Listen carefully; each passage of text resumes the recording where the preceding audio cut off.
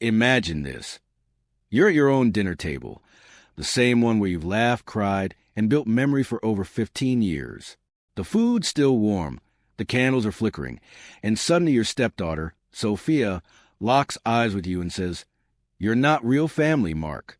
You're just the guy Mom settled for after Dad left." Everyone knows it.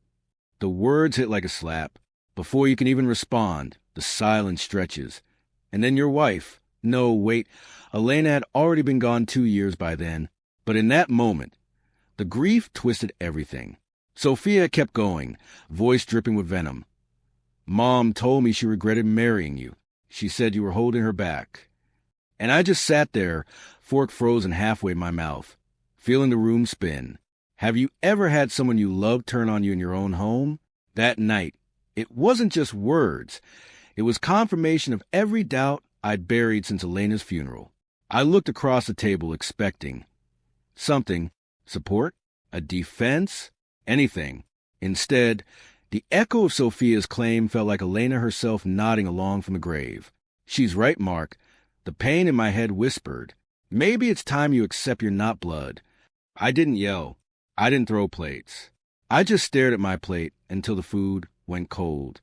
That dinner wasn't the end. It was a spark. The very next morning, I woke up different, calmer, colder. I made calls, changed locks, froze accounts. No more college tuition for Sophia. No more access to the house I'd paid the mortgage on for years. I cut them off. Forever. My 2 sons, Alex and Jordan, the ones I raised from boys, watched quietly and nodded. They knew the truth, even if I hadn't fully seen it yet. But here's the part that still gives me chills. 2 years after Lena's death, when I finally gathered the courage to renovate her old office, her sanctuary, I got a phone call that made that humiliating dinner feel like nothing. The contractor's voice cracked. "Sir, we found something behind the wall. You need to come see this right now. But don't come alone. Bring your sons." My stomach dropped. What could be so bad? They wouldn't let me face it solo. What they uncovered in that room still haunts me. And it proved, beyond any doubt, who the real family was all along. It started like any other Friday night. I was in the kitchen, sleeves rolled up, stirring Elena's favorite beef stew, the one she used to make when the boys were little and the house felt full of life. 2 years since cancer took her, and I still cooked it every month, try and keep some thread of her alive. Alex and Jordan were already at the table, phones down for once, talking quietly. Sophia walked in 40 minutes late, heels clicking like accusations. She dropped her bag, didn't say hello, just looked at me and said, "Smells like desperation in here." Then she laughed sharp, practiced. I tried to brush it off. "Sit down, sophomore food's ready." That's when she unloaded. "You're not my dad, Mark. Never were. Mom settled for you because she was scared to be alone after my real father left. She told me that herself on her deathbed, actually, said she regretted the whole marriage, that you were just convenient." The room went dead quiet. Alex's fork stopped midair. Jordan stared at his plate. I waited for the punchline, for the "just kidding" that never came. Instead, Sophia kept going. "You think you're the grieving husband? You're the guy who got the house, the insurance, everything. Blood is thicker, Mark.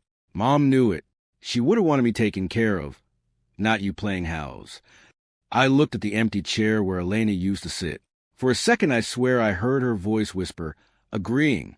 My chest tightened so hard I couldn't breathe right. "Have you ever realized a family you fought for might never have been yours?" I didn't shout, didn't argue.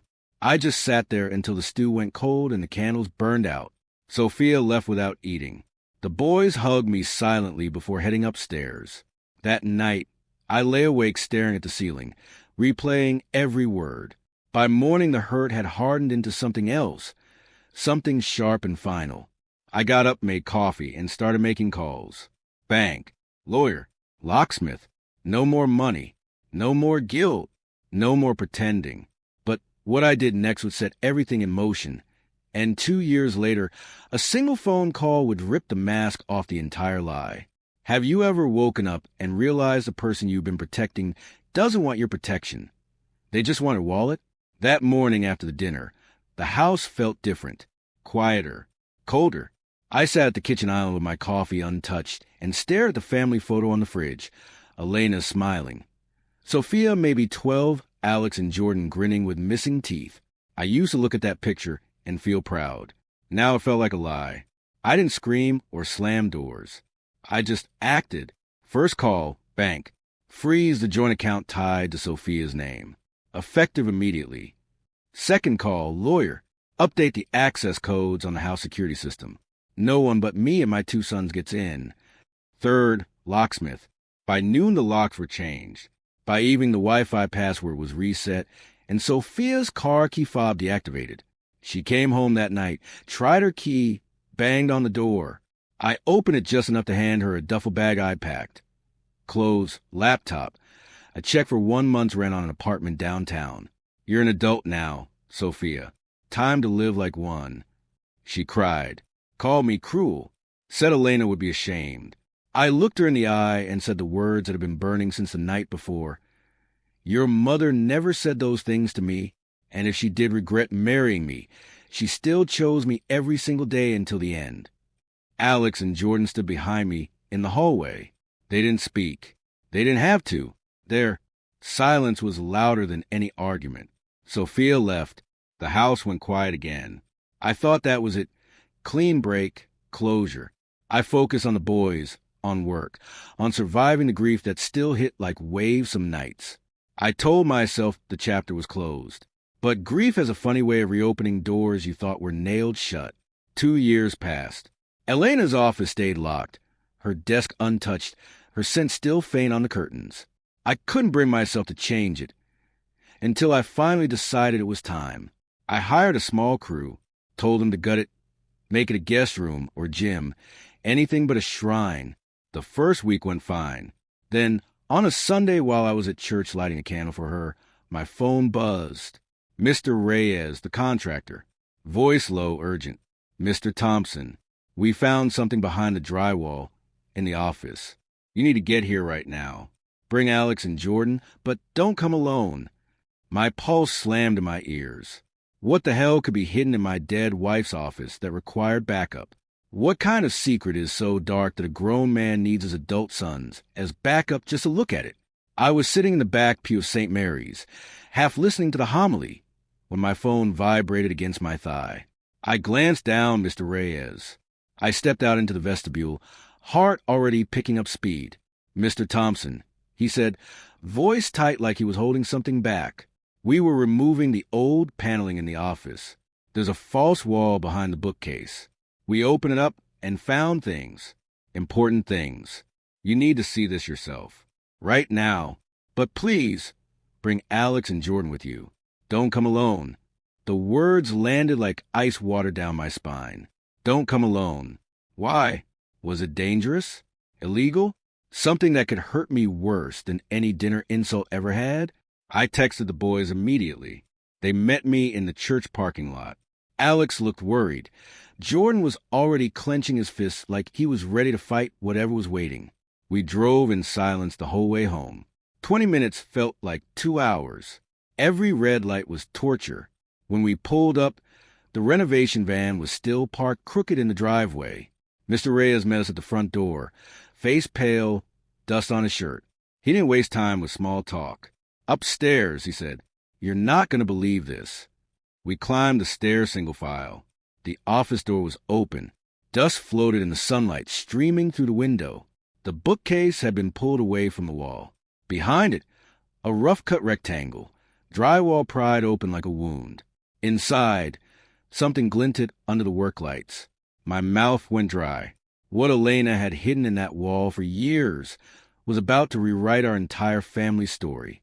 Have you ever discovered proof that the person you loved most saw right to the people who hurt you and protected you in the only way they could from beyond the grave? We stepped into the office like we were walking into a crime scene. Dust hung thick in the air. The false panel gaped open. Mr. Reyes pointed inside, without a word.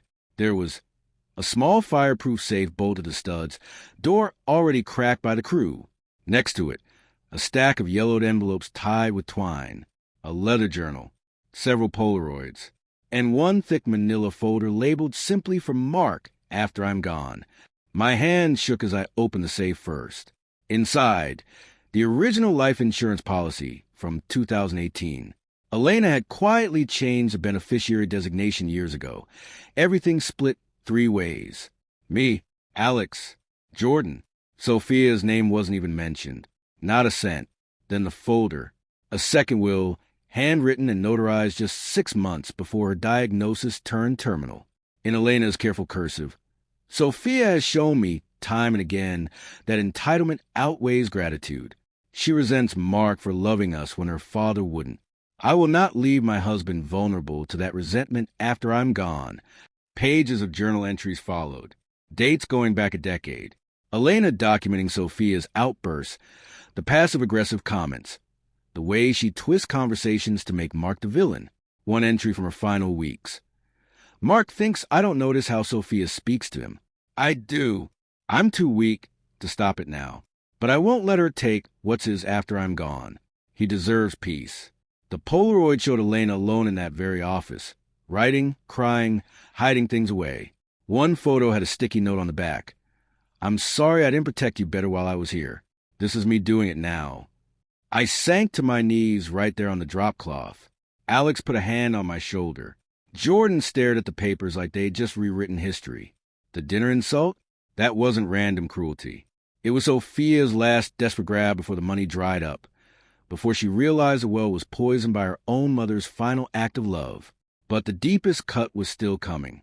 When I read Elena's last letter addressed directly to me, that's when the tears finally broke. What does it feel like to read your dead wife's final words and realize she loved you more fiercely in silence than anyone ever showed out loud? I opened that last letter right there on the dusty floor. Elena's handwriting, neat, a little shaky from the pain meds near the end. Mark, if you're reading this, I'm gone and you found what I hid. I'm sorry I didn't say these things while I could still hold your hand. Sophia's anger poisoned too many moments. I saw it. I felt it. But I was tired and sick and scared to make things worse. So I did the only thing left. I made sure you'd be safe when I couldn't be here to shield you anymore. The house is yours. The money is yours and the boys. She gets nothing. Not because I stopped loving her, but because I knew she'd never stop taking from you.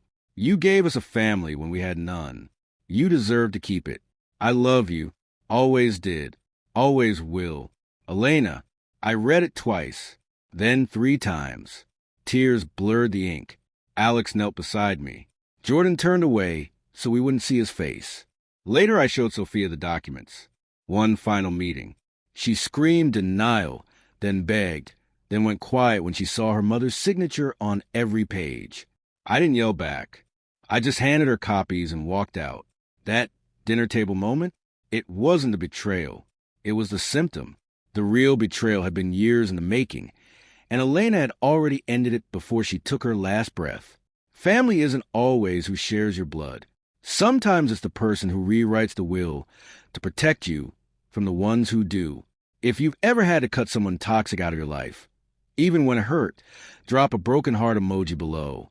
Like this if you believe loyalty shows up in the quiet choices, not the loud ones. Subscribe and hit the bell for more stories where the truth finally comes out of the walls. Because sometimes the hardest renovations aren't the ones we plan. They're the ones that heal us.